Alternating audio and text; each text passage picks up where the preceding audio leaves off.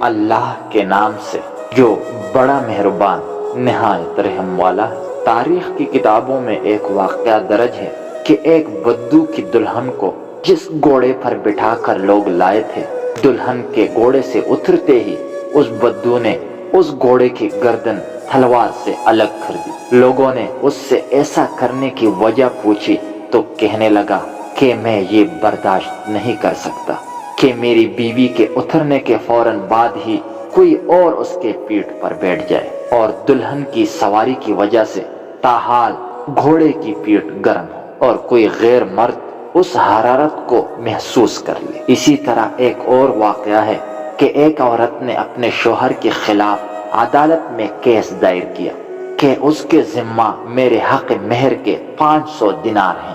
عدالت نے شوہر کو بلا کر پوچھا تو اس نے انکار کر دیا۔ عدالت نے گواہوں کو طلب کیا اور ان سے گواہی لیتے وقت عورت کا چہرہ پہچاننے کے لیے عورت کو نقاب اتارنے کا حکم دیا۔ اچانک اس کے شوہر نے غیرت میں آ کر کہا، مجھے قطعاً یہ برداشت نہیں کہ کوئی غیر محرم میری بیوی کا چہرہ دیکھے، لہٰذا گواہوں کو چہرہ دیکھنے کی ضرورت نہیں۔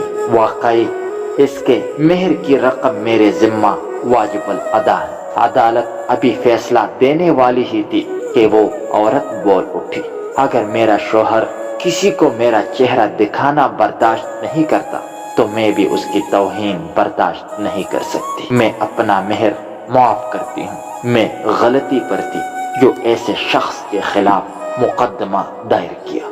قاضی انتہائی حیران و پریشان ہوا کہ ایسا کیوں ہوا۔ خیر، ان میاں بیوی کے جانے کے بعد قاضی نے محرر سے کہا کہ اس کیس کا ایک الگ فائل بناؤ اور نام لکھو مرد کی غیرت۔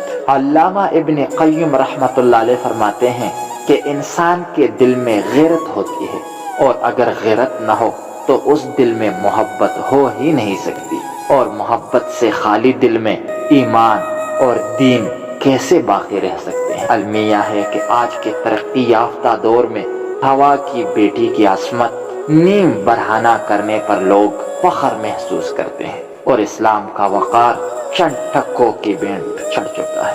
سو محبت کیجیے، حلال کیجیے۔